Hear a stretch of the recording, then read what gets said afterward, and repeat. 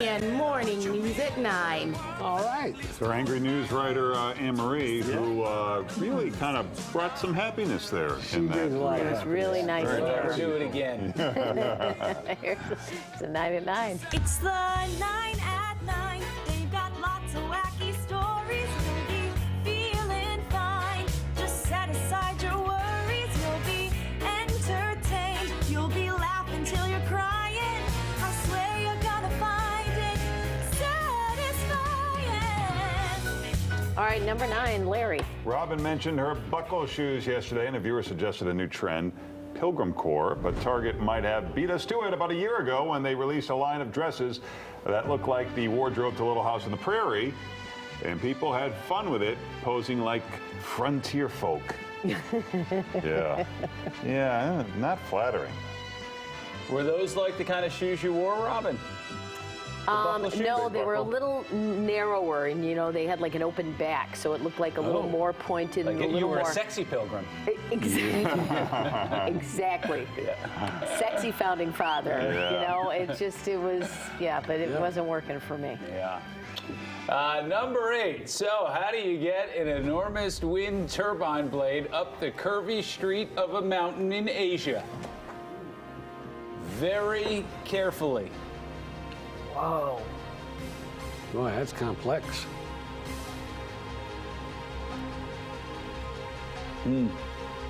Just one blade? They have to do that for all the blades? Wow. Wow. Oh boy, then someone comes in the other direction, and then what do you do? Screwed. Yeah. At that point, it's like, is it even worth it, right? Yeah. It's like, just pay a higher electric bill. Yeah. Wow. Look at that. All right. All right, number 7. This show isn't all fun and games. Sometimes we like to drop a little knowledge on you. Stuff like this that you can really use, like how to crack walnuts with your bare hands. So here's how you're going to do it, Larry. You're going to take 2 walnuts and you're going to hold them together in the palm of your hand, and along that seam on the shell, you're going to line those 2 shells together, seam to seam, and then you're going to give the nuts a good squeeze, and then you'll be good to go. Yeah. Right. So it's nice and simple. Yeah. That's not normally where Larry cracks a walnut, if you know what I mean. What do you think he's doing all those squats for? huh? Yeah. Oh, yeah. Yeah. All right, number 6, this article in the Washington Post says humans still have the genes for a full coat of body hair. It was about 1 million years ago that we stopped growing hair all over our bodies, a key moment in evolution. But a new study published in the journal eLife compared our genetic makeup to that of older mammals like elephants, manatees, and armadillos. It found that there were hundreds of things in our genetics that led us to stop being so hairy, but the one gene for body hair is still there, it's just muted. Not in Italians. The scientists think this could indicate that all sorts of genes can be brought back or awakened. The great news, this could help with balding. Wow, we'll see where it goes. All right, number 5, we eat fortune cookies all the time, but did you ever wonder how they're made? The recipe is relatively simple. The original crackers originated in Japan, and they contain sesame oil and miso, but modern-day fortune cookies are made with sugar, flour, vegetable shortening, water, vanilla, and in some cases, food coloring. Once that batter is mixed, they form flat, thin circles on hot baking trays and only need to bake for a few minutes before they are fully cooked and ready to be shaped. All right, number 4, planning a trip to Italy anytime soon. If you want to take a day trip to Venice, you're going to have to pay for it. Visitors must pay €3 on normal days and €10 on busy days like weekends. You can't just show up and pay either. You got to book your visit in advance. Jeez. Once you're booked, you'll be given a QR code that can be scanned at various entry points. Venice is the first tourist city to introduce an entrance fee, but there is a good chance other cities may follow. This won't work in most European cities, but Venice is mostly on the water, and there are only a few ways in and out. All right, number 3. Yes. Come on. Looks like here's a pronunciation that I'm going to Yeah. have a real tough time with. But you can do it. Modigliani. Thank you, Patrick. You're welcome. Modigliani was one of those artists whose work was not appreciated until after he died. He was a contemporary of Picasso who made these figures with elongated faces. Take a look. Okay, there he is. Yeah. He died young at age 34 of tuberculosis in 1920, but here's an amazing tidbit from his childhood. His family was wealthy because his father was in mining. But when he was just 14 years old, the price of metal dropped drastically and the family lost everything. His mother was pregnant at the time, and according to an ancient law in Italy, creditors could not seize the bed of a pregnant woman. So when creditors entered the family's home just as she went into labor, the family protected their most valuable assets by piling them on top of her. Oh, wow. That's good thinking. And that saved them from ruin, and they could at least afford a place to live. Wow. Now that's interesting. Those paintings are terrible, though. Yeah, they are too. Yeah, you're right. I don't want to say. No, you don't know I could anything. do that. Yeah. They're not good.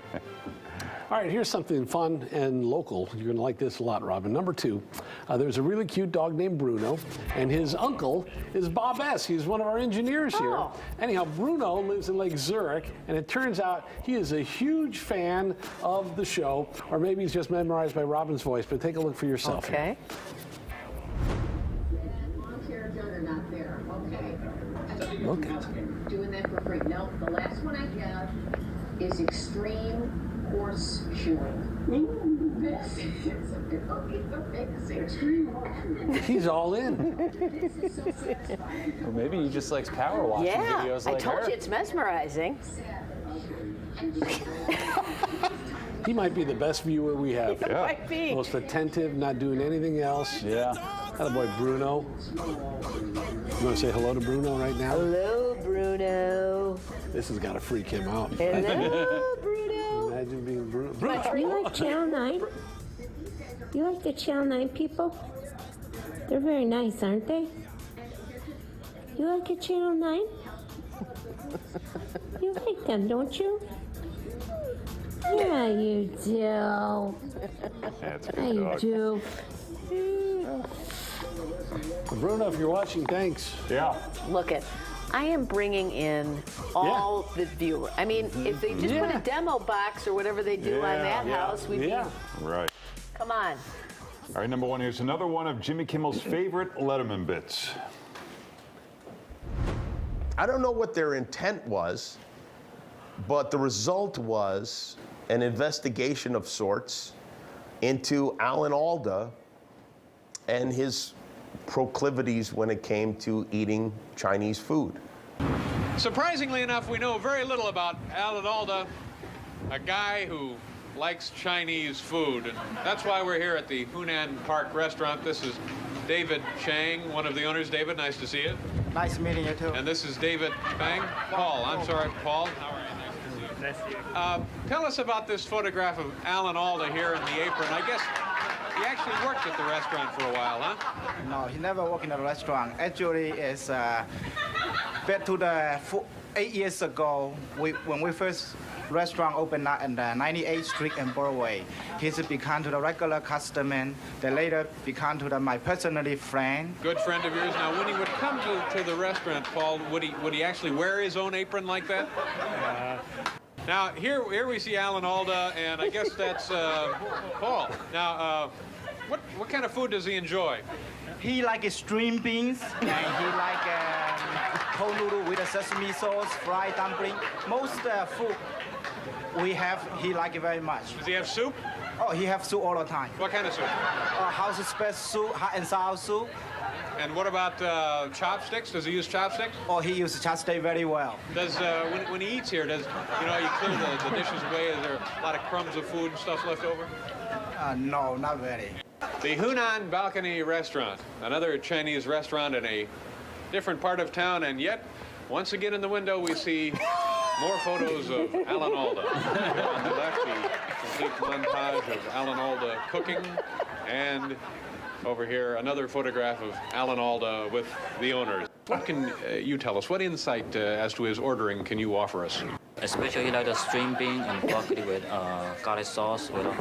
Let me ask you something. At the other restaurant, we heard that he did use chopsticks. He uses chopstick, yeah. And he doesn't really leave much of a mess. Is that true here? Yeah, it's true. It's true. He never leave no mess or some kind of dirty stuff on his table. Do you have any other photos of Alan Alda we can just kind of... Our boss here, You can see the Mr. Fang, Alan Alda, and he's making the commercial on his Four Seasons on another restaurant, Hunan Pa. But you could almost put together a whole series of Alan Alda Chinese restaurant trading cards. Yeah, he cooking. Great. Well, thank you very much, James. I appreciate your time and trouble. Well, there you have it. Another view of Alan Alda. Truly a man who loves Chinese food. And I don't know about you, but I feel like I know him a little better now. Wonder if he ever came out to talk about it. That's funny. It's 9 at 9. It's the 9 at 9.